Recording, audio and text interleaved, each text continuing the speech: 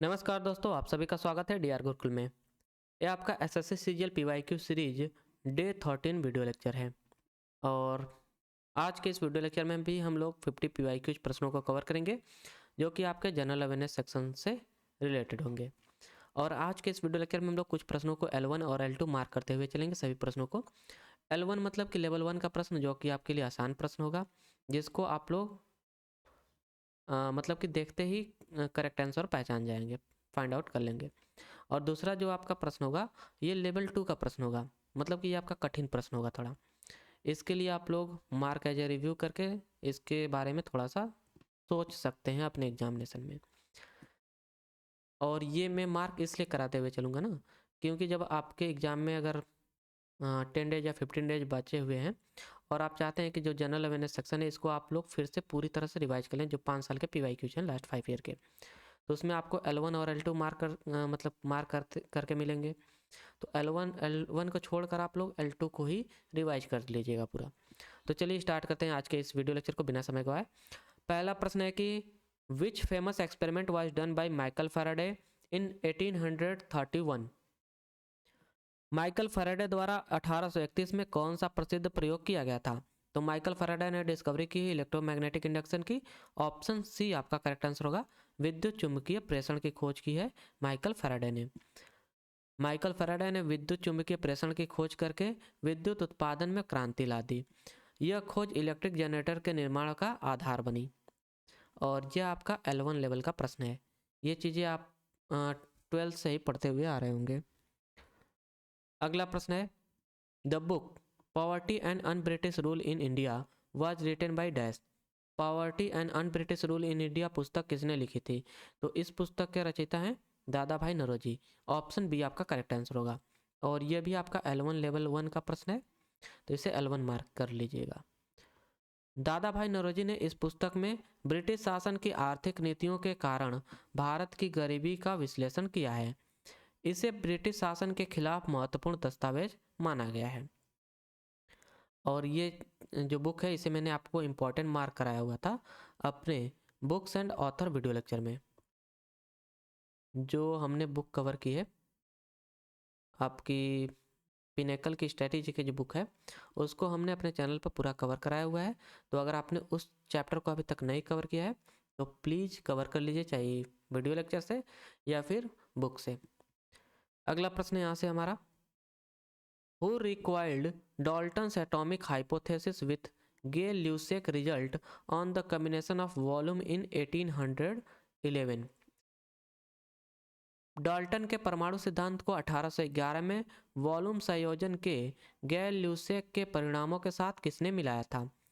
तो यह आपका मिलान किया गया था एमिडियो एवोगैड्रो द्वारा। ऑप्शन बी आपका करेक्ट आंसर होगा। यह आपका लेवल 2 का प्रश्न है, L2 प्रश्न है, थोड़ा टफ प्रश्न है, इस पे आपको थोड़ा सोचना पड़ेगा। तो इसका करेक्ट आंसर है आपका एमिडियो एवोगैड्रो। एमिडियो एवोगैड्रो ने यह सिद्ध किया कि समान ताप और दबाव में गैसों के बराबर आयतन में अणुओं की समान संख्या होती है। यह विचार अणु सिद्धांत के विकास में महत्वपूर्ण था। अगला प्रश्न है यहाँ से, who was the chief coordinator for the G20 summit hosted by India. Bharat द्वारा आयोजित G20 शिखर सम्मेलन के मुख्य समन्वयक कौन थे? तो ये आपका L2 लेवल 2 का प्रश्न है और इसका करेक्ट आंसर होगा आपका हर्षवर्धन श्रृंगला। ऑप्शन डी आपका करेक्ट आंसर है, हर्षवर्धन श्रृंगला। ये देखिए आपका ना करंट अफेयर का प्रश्न है बेसिकली। और ऐसे प्रश्न में आपको ना जो नाम दिए रहते हैं या फिर जो, चलिए मान लीजिए कोई डेवलपमेंट गोल है तो उसके बारे में थोड़ा डिटेल में करके मतलब ऑप्शन में आपको देखने को मिलेगा। और यहाँ पर देखिए इनका जो नाम है थोड़ा भाई डिटेल में लिखा गया है, पूरा नाम लिखा गया है, तो आप लोग ऐसे भी टिक मार सकते हैं, तुक्का लगा सकते हैं। ये आपका L2 लेवल 2 का प्रश्न है, थोड़ा टफ प्रश्न है, मतलब इस पर आपको सोचना पड़ेगा। तो इसका करेक्ट आंसर है आपका ऑप्शन डी। भारत द्वारा आयोजित G20 शिखर सम्मेलन में हर्षवर्धन श्रृंगला को मुख्य समन्वयक नियुक्त किया गया था। उन्होंने इस महत्वपूर्ण आयोजन में विभिन्न देशों के साथ समन्वय स्थापित किया। अगला प्रश्न है आपका, the number of ministers including the chief minister in a state shall not be less than dash. तो एक राज्य में मुख्यमंत्री सहित मंत्रियों की संख्या डैश से कम नहीं होनी चाहिए। तो ये आपका L1 लेवल 1 का प्रश्न है और इसका करेक्ट आंसर होगा आपका ऑप्शन 12, 12 से कम नहीं होनी चाहिए। भारतीय संविधान के अनुसार एक राज्य में मंत्रियों की संख्या मुख्यमंत्री सहित 12 से कम नहीं होनी चाहिए। यह संख्या मंत्रियों के आवश्यक प्रतिनिधित्व को सुनिश्चित करती है। तो इसका करेक्ट आंसर हो जाएगा आपका ऑप्शन डी, 12। अगला प्रश्न है, Who among the following founded the Pala dynasty in 8th century CE? निम्नलिखित में से किसने 8वीं शताब्दी में पाल वंश की स्थापना की थी? तो पाल वंश की स्थापना किया गया था आपका गोपाल द्वारा। ऑप्शन डी आपका करेक्ट आंसर होगा गोपाल। गोपाल ने 8वीं शताब्दी में पाल वंश की स्थापना की थी और बंगाल क्षेत्र में शांति और स्थिरता स्थापित की। वह लोकतांत्रिक तरीके से चुने गए पहले शासक थे। और यह आपका हिस्ट्री का प्रश्न है, हिस्ट्री से संबंधित प्रश्न है, और यह आपका लेवल 1 का प्रश्न है। इसको आप मतलब देखते ही अगर आपने इससे पढ़ा है तो आप इसे टिक कर सकते हैं करेक्ट। अगला जो प्रश्न है यहाँ से वह है, dash directive principle of state policy were added to the Indian constitution by the 42nd constitutional amendment act of 1976।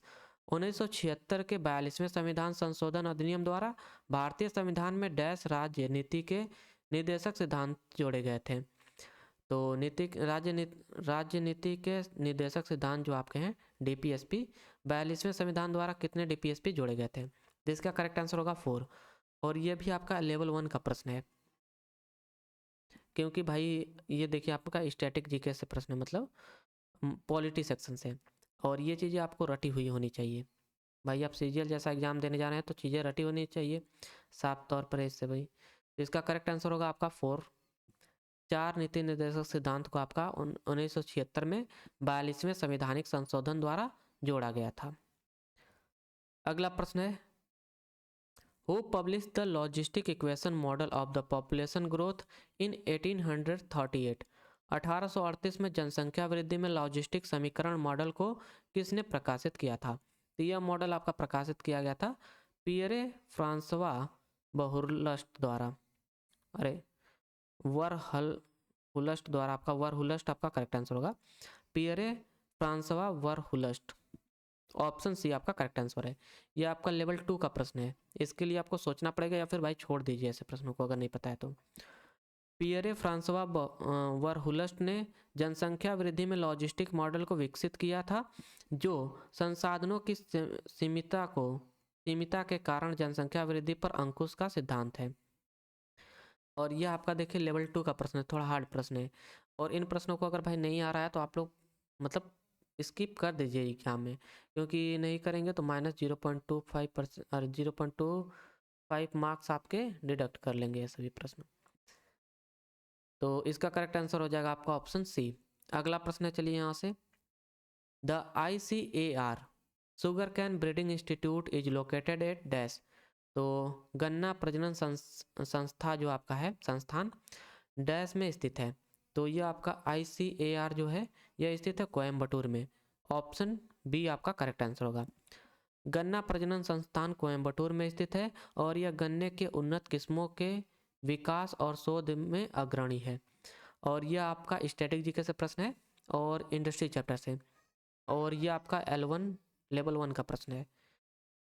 अगला प्रश्न क्या है यहाँ से, Who assumed charge as the new Vice Chief of the Indian Navy on the 31st July 2021?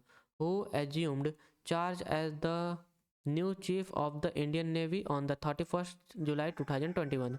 31 जुलाई 2021 को भारतीय नौसेना के नए उप प्रमुख के रूप में किसने पदभार संभाला? तो भारतीय नौसेना के नए उप प्रमुख के रूप में पदभार संभाला था SN घोरमाडे ने। ऑप्शन सी आपका करेक्ट आंसर होगा SN घोरमाडे। SN घोरमाडे ने 31 जुलाई 2021 को भारतीय नौसेना के उप प्रमुख के रूप में पदभार संभाला। उन्होंने भारतीय नौसेना में कई प्रमुख पदों पर कार्य किया है। ये देखिए आपका 31 जुलाई 2021 का करंट अफेयर का प्रश्न है, और लेकिन पूछा गया है 2024 के एग्जाम में।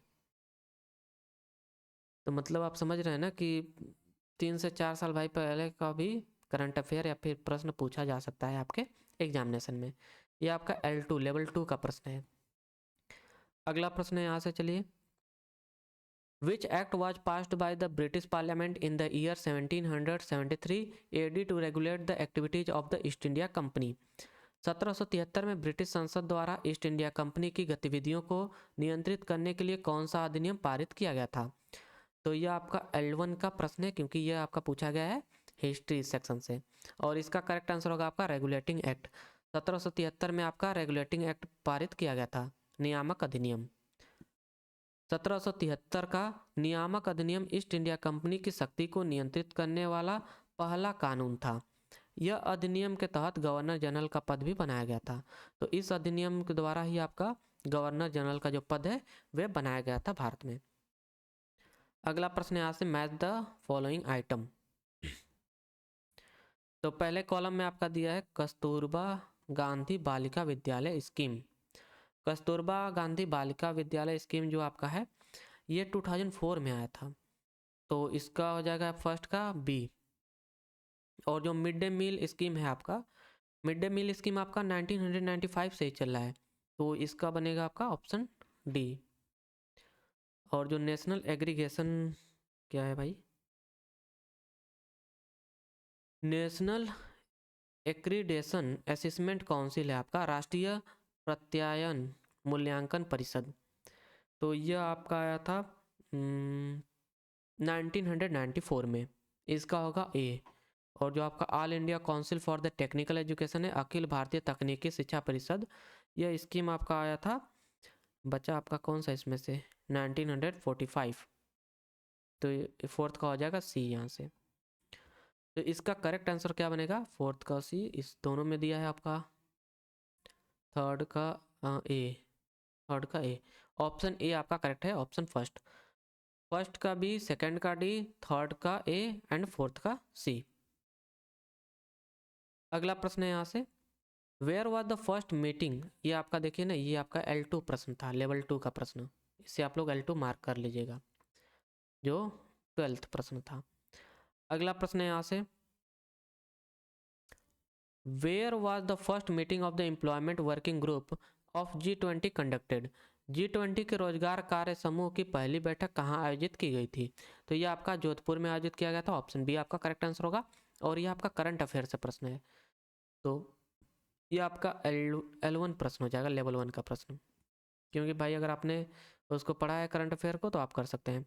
G20 रोजगार कार्य की पहली बैठक जो है वह जोधपुर में आयोजित की गई थी, जोधपुर में आयोजित की गई थी, और इसका उद्देश्य रोजगार नीतियों पर चर्चा और सहयोग को बढ़ावा देना था। अगला प्रश्न है, as per the census of India 2011 the increase in the literacy rate for the female and male respectively as compared to the 2001 census was dash। तो ये आपका लेवल 1 का प्रश्न है, क्योंकि ये पूछा गया आपसे सेंसस चैप्टर से। कुछ चैप्टर हैं भाई जो कि जैसा कि सेंसस है, ये आपको एकदम कंठस्थ याद होना चाहिए, जैसे कि 5 ईयर प्लान्स हैं, तो वो भी आपको टॉपिक जो है पूरा कंठस्थ याद होना चाहिए। अगला यहाँ से इसका प्रश्न क्या है यहाँ पर, कि भारतीय जनगणना 2011 के अनुसार 2001 की जनगणना की तुलना में पुरुष और महिलाओं के साक्षरता दर में वृद्धि क्रमशः डैश थी, और डैश थी या फिर कितनी थी? तो इसका करेक्ट आंसर आपका होगा 6.88% एंड 11.79%।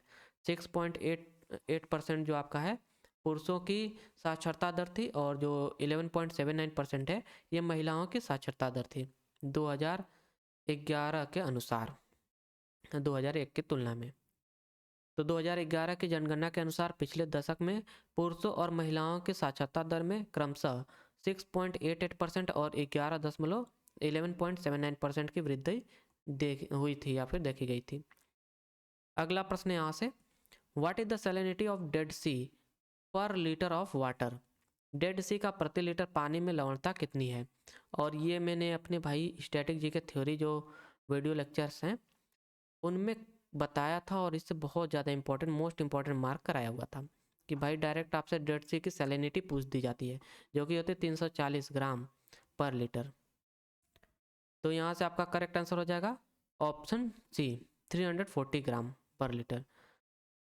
तो डेड सी की लगभग 340 ग्राम प्रति लीटर लवणता होती है, जो इसे दुनिया के सबसे खारे पानी के निकायों में से एक बनाती है।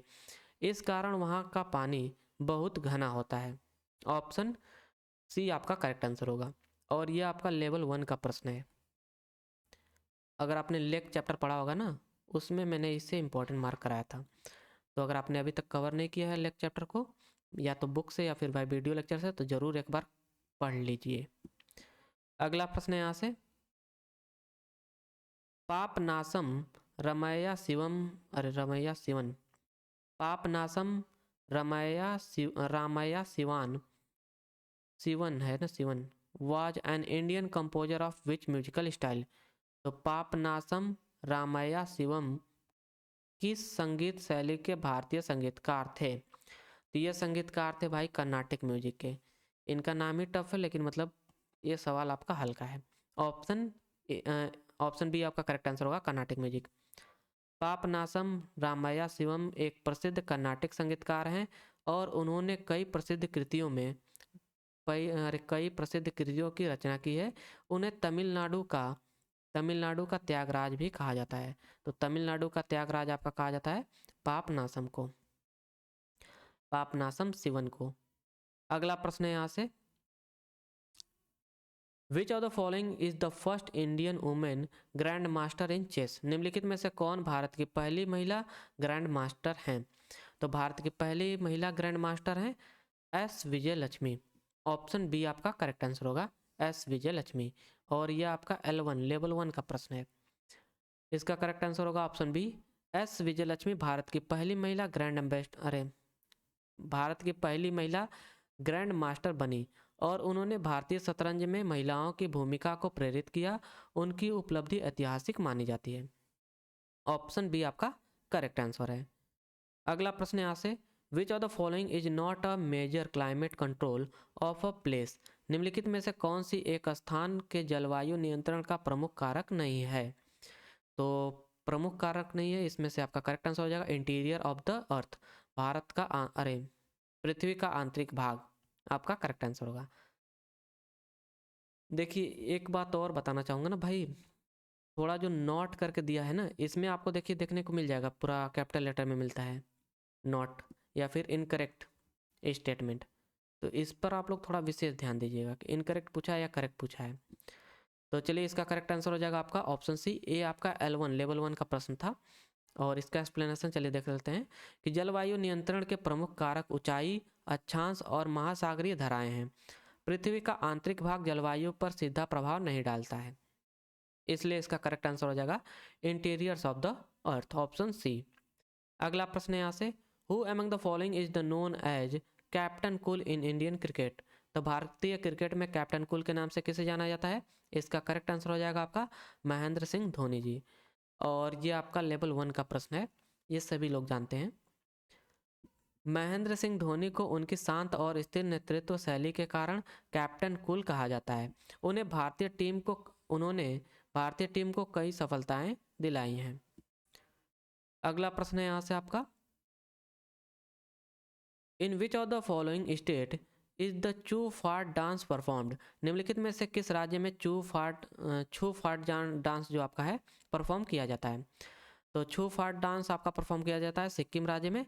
और यह आपका लेवल 1 का प्रश्न है, बहुत ही आसान प्रश्न है, आपका फोक डांस चैप्टर से पूछा गया है। तो छू फाट नृत्य जो है सिक्किम की एक पारंपरिक नृत्य शैली है जो विशेष अवसरों पर की जाती है। यह नृत्य संस्कृति का एक महत्वपूर्ण हिस्सा है। अगला प्रश्न है, digestion of food is an important function of an animal body in animal like lion, cow, human etcetera. The process involve use of various organs starting from the mouth and ending with anus. The longest part of this canal is known as dash. तो खाद्य का पाचन पशु शरीर का एक महत्वपूर्ण कार्य है। शेर, गाय, मनुष्य आदि में यह प्रक्रिया मुंह से शुरू होती है और गूदा पर समाप्त होती है। इस नली का सबसे लंबा भाग क्या कहलाता है। तो ये देखिए आपका बहुत देखने में बड़ा प्रश्न लग रहा है, लेकिन बहुत ही आसान प्रश्न है। इसका करेक्ट आंसर होगा स्मॉल इंटेस्टाइन, छोटी आंत। छोटी आंत पाचन नली का सबसे लंबा हिस्सा होता है और इसमें पोषक तत्वों का अवशोषण होता है। यह भोजन को अधिकतम पचाने में मदद करता है। यह भोजन को अधिकतम पचाने में आपको मदद करता है। स्मॉल इंटेस्टाइन, छोटी आंत। और यह आपका लेवल 1 का प्रश्न है और इसका करेक्ट आंसर होगा ऑप्शन डी। अगला प्रश्न है the famous santoor player Pandit Shiv Kumar Sharma received the dash in the year 1986। प्रसिद्ध संतूर वादक पंडित शिव कुमार शर्मा को 1986 में डैश प्राप्त हुआ था। तो इन्हें प्राप्त हुआ था संगीत नाटक अकादमी अवार्ड। ऑप्शन बी आपका करेक्ट आंसर होगा। संगीत नाटक अकादमी पुरस्कार आपका जो है 1986 में पंडित शिव कुमार शर्मा जी को प्राप्त हुआ था और यह भी आपका लेवल 1 का प्रश्न है। पंडित शिव कुमार शर्मा को 1986 में संगीत नाटक अकादमी पुरस्कार मिला, जो संतूर संगीत के क्षेत्र में उनके योगदान का सम्मान था। अगला प्रश्न है यहाँ से, which of the following is a festival primarily celebrated in the state of Orissa. निम्नलिखित में से कौन सा त्यौहार मुख्य रूप से उड़ीसा राज्य में मनाया जाता है। तो इनमें से आपका मुख्य रूप से मनाया जाता है राजा पर्व। राजा पर्व आपका फेस्टिवल है उड़ीसा राज्य का। ऑप्शन सी आपका करेक्ट आंसर होगा।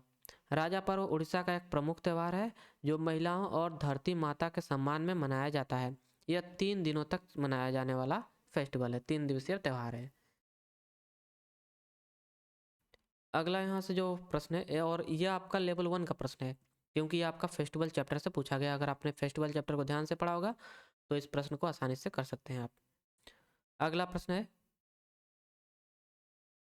विच of the following is difference between self help groups SHG and micro finance institution MFI in India. तो भारत में स्वयं सहायक समूहों और सूक्ष्म वित्तीय संस्थानों के बीच निम्नलिखित में से कौन सा अंतर है। तो इनमें से आपका कौन सा अंतर होगा भाई। जो MFI माइक्रो फाइनेंस इंस्टीट्यूशन है, इसका करेक्ट आंसर होगा आपका कि self help group are typically small community based organisation while MFI are larger and more formal institution। Option C आपका करेक्ट आंसर होगा यहाँ से।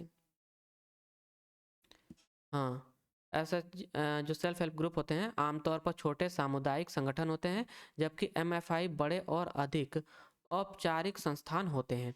यह भी आपका लेवल 1 का प्रश्न था। अगर आपने मतलब कि इकोनॉमी को थोड़ा सा भी पढ़ा होगा ना तो ये आपका लेवल 1 का प्रश्न है, बहुत ही आसान प्रश्न है। अगला प्रश्न है, the Aryans lived in the land known as Sapta Sindhu, land of the 7 rivers, which of the following was not a part of it. तो आर्यन सप्त सिंधु 7 नदियों की भूमि में रहते थे, इनमें से कौन सा इसका हिस्सा नहीं था। तो इनमें से आपका हिस्सा नहीं है शिप्रा नदी। शिप्रा भारत के मध्य में बहने वाली नदी है ना। ऑप्शन बी आपका करेक्ट आंसर होगा। शिप्रा नदी 7 नदियों में शामिल नहीं थी जो सप्त सिंधु में आती थी। यह मध्य भारत की प्रमुख नदी है शिप्रा नदी। तो यहाँ से आपका ये भी जो है ये भी L1 प्रश्न है। अगर आपने रिवर चैप्टर को पढ़ा है ध्यान से तो आप लोग इस प्रश्न का उत्तर आराम से दे सकते हैं। अगला शिफ्ट और अगला प्रश्न यहाँ से स्टार्ट होता है और यहाँ से पहला प्रश्न क्या है, AR Rahman, Gulzar and dash और गुलजार जी जो हैं dash on the 52nd annual Grammy award for the best motion picture song जय हो। तो AR रहमान और गुलजार जी और डैश ने सर्वश्रेष्ठ मोशन पिक्चर गीत जय हो के लिए 52वां वार्षिक ग्रैमी पुरस्कार जीता था। तो 52वां ग्रैमी पुरस्कार आपका जीता गया था AR रहमान, गुलजार जी और तन्वी शाह द्वारा। ऑप्शन बी आपका करेक्ट आंसर होगा और यह आपका बहुत ही आसान प्रश्न है और यह आपका L1 के कैटेगरी में आएगा।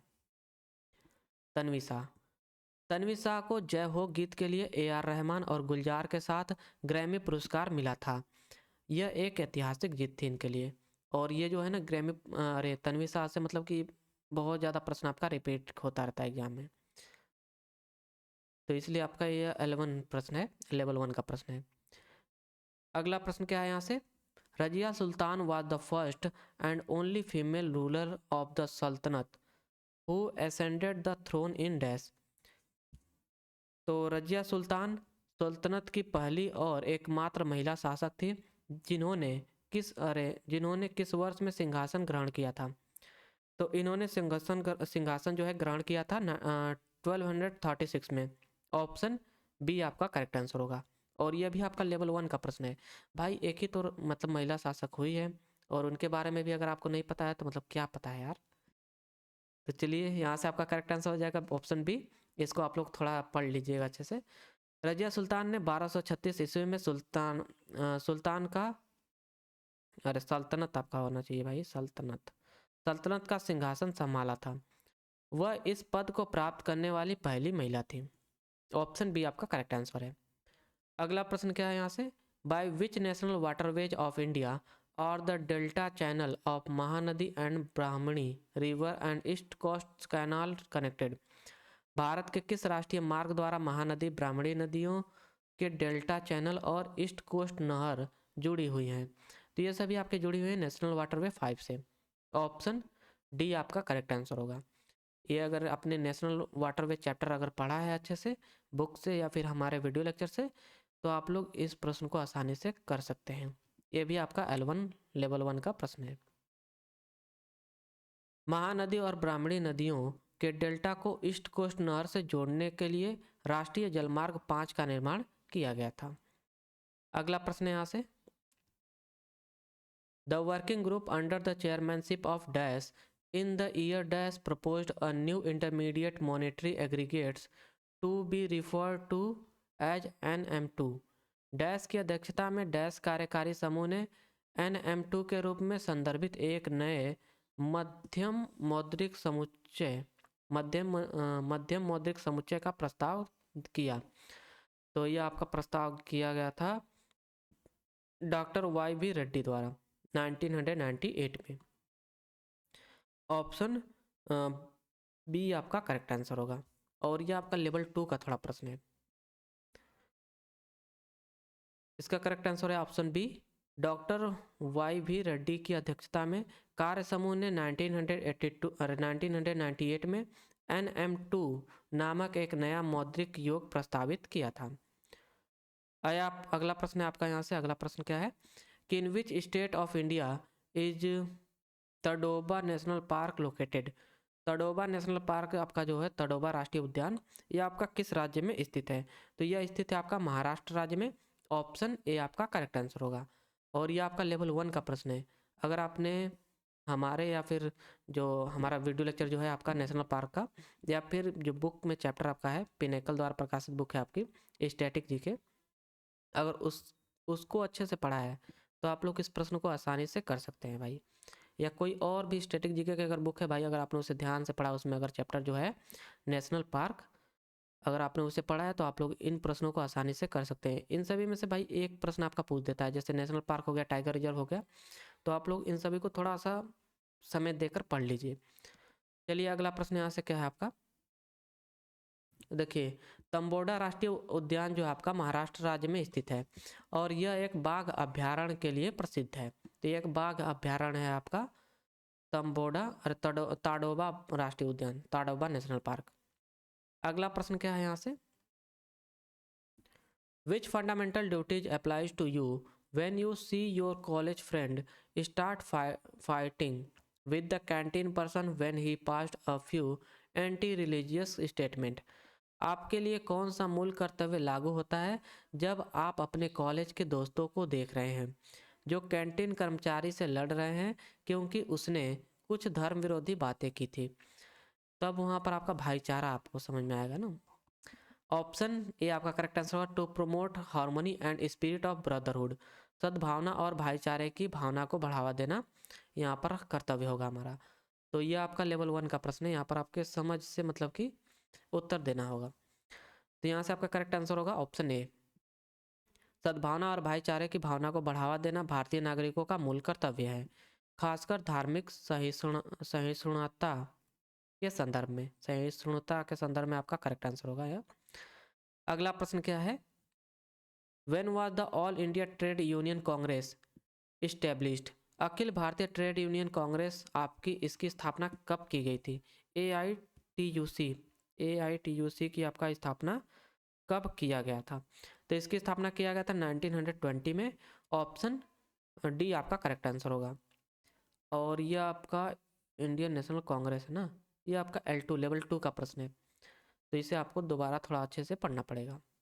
अखिल भारतीय ट्रेड यूनियन कांग्रेस की स्थापना 1920 में हुई थी और यह भारत में सबसे पुराने ट्रेड यूनियन है, सबसे पुरानी ट्रेड यूनियन है भारत में, जो कि है अखिल भारतीय ट्रेड यूनियन कांग्रेस।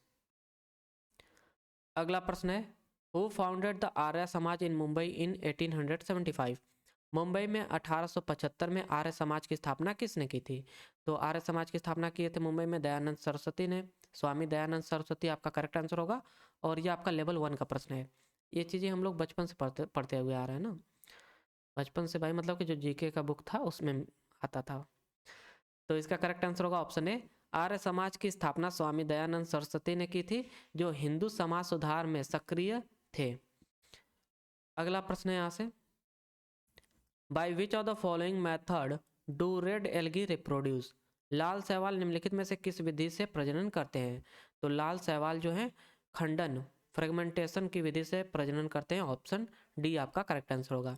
और ये भी आपका लेवल 1 का प्रश्न है, क्योंकि ये चीज़ें आपने क्लास 10th में पढ़ी होगी या क्लास 8, 9, 10 में, हाँ क्लास 8, 9, 10 में पढ़ी होगी किसी में,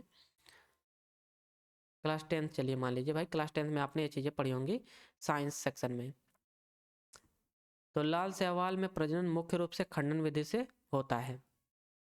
अगला प्रश्न है यहाँ से, who is called the father of local self government in India? Bharat में स्थायी स्वशासन का जनक किसे माना जाता है? तो स्थायी स्वशासन का जनक आपका माना जाता है लॉर्ड रिपन को। ऑप्शन सी आपका करेक्ट आंसर होगा, लॉर्ड रिपन। और ये आपका L1 कह सकते हैं, ये लेवल 1 का आपका प्रश्न है। लॉर्ड रिपन को भारत में स्थानीय स्वशासन का जनक कहा जाता है, क्योंकि उन्होंने स्थानीय प्रशासन में सुधार किए थे। अगला प्रश्न है, which of the following is not a physical change? निम्नलिखित में से कौन सा एक भौतिक परिवर्तन नहीं है?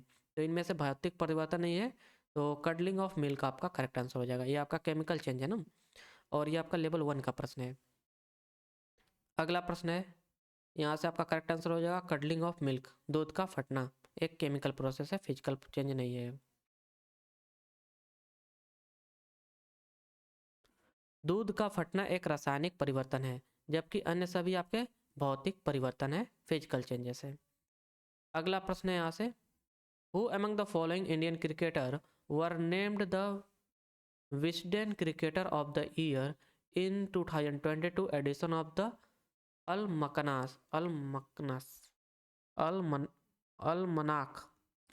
आपका करेक्ट आंसर होगा। अरे भाई करेक्ट आंसर नहीं, निम्नलिखित में से किस भारतीय क्रिकेटर को 2022 में अलमनाक के वाइजडन क्रिकेटर ऑफ द ईयर के रूप में नामित किया गया था? तो यह नामित किया गया था आपका रोहित शर्मा एंड जसप्रीत बुमराह को।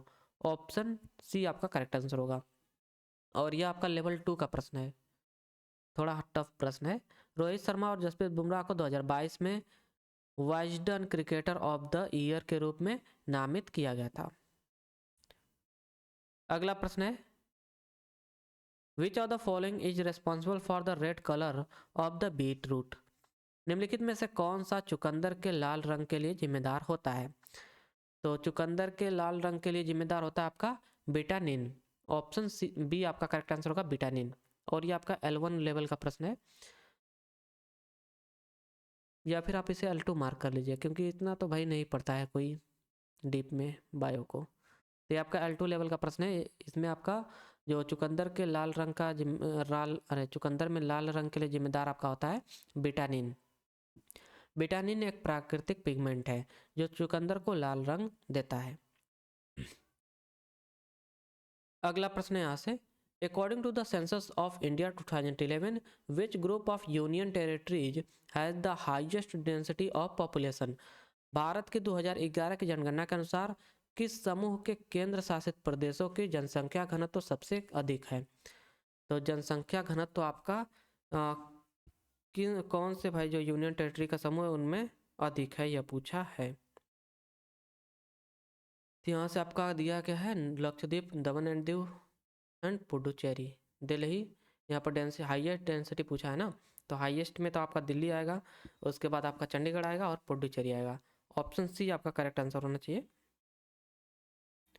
हाँ, दिल्ली, चंडीगढ़ एंड पुडुचेरी, दिल्ली, चंडीगढ़ और पुडुचेरी आपका जनसंख्या घनत्व सबसे अधिक है यहाँ पर। जो केंद्र शासित प्रदेशों में सबसे घनी आबादी वाले आपके यूटी हैं। और यह आपका लेवल 1 का प्रश्न है, क्योंकि अगर आप सेंसस चैप्टर को अच्छे से कवर कर लेंगे तो इन प्रश्नों को लिए आपको मतलब ज़्यादा समय नहीं खर्च करना होगा। चलिए अगला प्रश्न है यहाँ से, which articles deals with the election of the president. कौन सा अनुच्छेद राष्ट्रपति के चुनाव से संबंधित है? तो राष्ट्रपति के चुनाव से संबंधित आपका अनुच्छेद है अनुच्छेद 54, आर्टिकल 54। ऑप्शन बी आपका करेक्ट आंसर होगा। और यह भी आपका लेवल 1 का प्रश्न है, क्योंकि भाई प्रेसिडेंट से संबंधित जितने भी मतलब अनुच्छेद हैं, आर्टिकल्स हैं, वो तो आपको कंठस्थ याद होने चाहिए।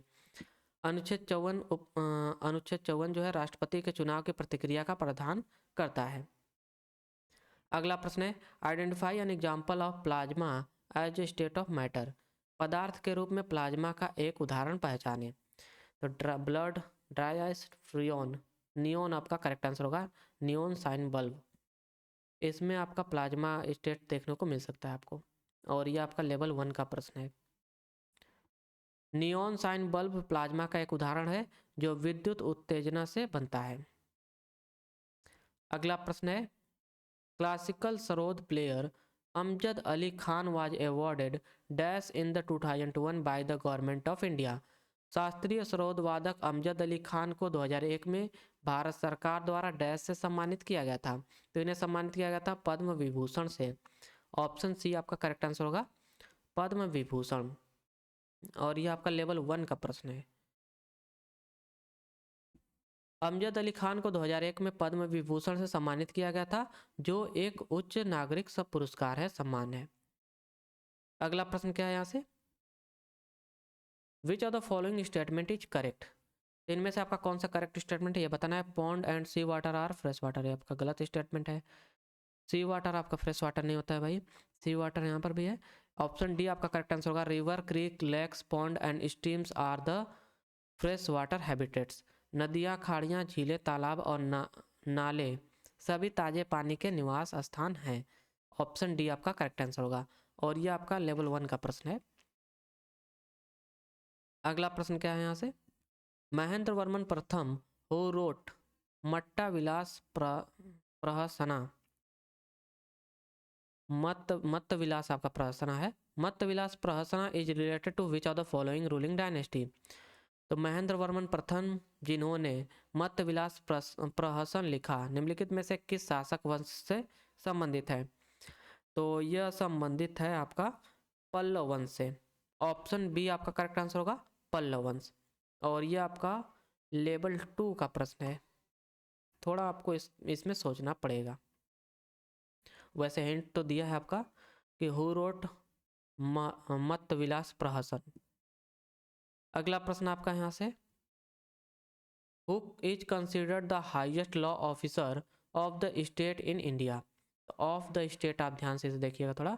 भारत में राज्य का सबसे उच्चतम कानून अधिकारी किसे माना जाता है। तो भारत में राज्य का सबसे उच्चतम कानून अधिकारी आपका माना जाता है एडवोकेट जनरल को, महाधिवक्ता को। ऑप्शन ए आपका करेक्ट आंसर होगा। और ये आपका लेवल 1 का प्रश्न है। अगर आपने पॉलिटी ध्यान से पढ़ा होगा, पॉलिटी सेक्शन को, तो आप आसानी से कर सकते हैं। और एडवोकेट जनरल, महाधिवक्ता राज्य का सबसे उच्चतम कानून अधिकारी होता है जो राज्य सरकार को कानूनी सलाह देता है। अगला प्रश्न है यहाँ से, which of the following constitutional amendment bill is related to the provision of modifying the list of schedule caste in Tamil Nadu. निम्नलिखित में से कौन सा संविधान संशोधन विधेयक तमिलनाडु में अनुसूचित जाति की सूची में संशोधन से संबंधित है। तो यह आपका बिल था 2021 में ना, 21 का। ऑप्शन डी आपका करेक्ट आंसर होगा, the constitution schedule caste order amendment bill 2021, संविधान अनुसूचित जातियां आदेश संशोधन विधेयक 2021 था यह। और यह आपका लेवल 2 का प्रश्न है, थोड़ा इसमें आपको थोड़ा सोचना पड़ेगा।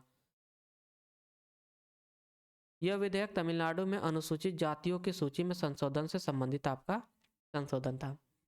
अगला प्रश्न है यहाँ से, what is the primary benefit offer to business in special economic zones SEZ। विशेष आर्थिक क्षेत्रों में व्यवसायों को प्रदान किया जाने वाला मुख्य लाभ क्या है। तो यहाँ पर भाई ड्यूटी टैक्स और ड्यूटी में थोड़ा कंसेशन मिलता है। ऑप्शन ये आपका करेक्ट आंसर होगा। कर और शुल्क में रियायत मिलती है आपका स्पेशल इकोनॉमिक जोन्स में। और ये अभी आपका लेवल 1 का प्रश्न है। टैक्स एंड ड्यूटी कंसेशन, विशेष आर्थिक क्षेत्रों में व्यवसायों को कर शुल्क में रियायतें मिलती हैं जिससे उनके विकास को प्रोत्साहन मिलता है। अगला प्रश्न है यहाँ से, which of the following countries will host the ICC men's cricket world cup in the year 2031? निम्नलिखित में से कौन सा देश वर्ष 2031 में आईसीसी पुरुष क्रिकेट विश्व कप की मेजबानी करेगा? तो यह संयुक्त रूप से आपका भारत और बांग्लादेश द्वारा किया जाएगा। ऑप्शन ए आपका करेक्ट आंसर होगा। 2031 में पुरुष क्रिकेट विश्व कप की मेजबानी जो है भारत और बांग्लादेश मिलकर करेंगे। और ये आपका लेवल 1 का प्रश्न है, क्योंकि भाई आसान है, पता होना चाहिए। नहीं पता है तो आप इसे लेवल 2 में डाल सकते हैं। अगला आपका प्रश्न क्या है यहाँ से, by what name is the festival of Makar Sankranti celebrated in the Assam?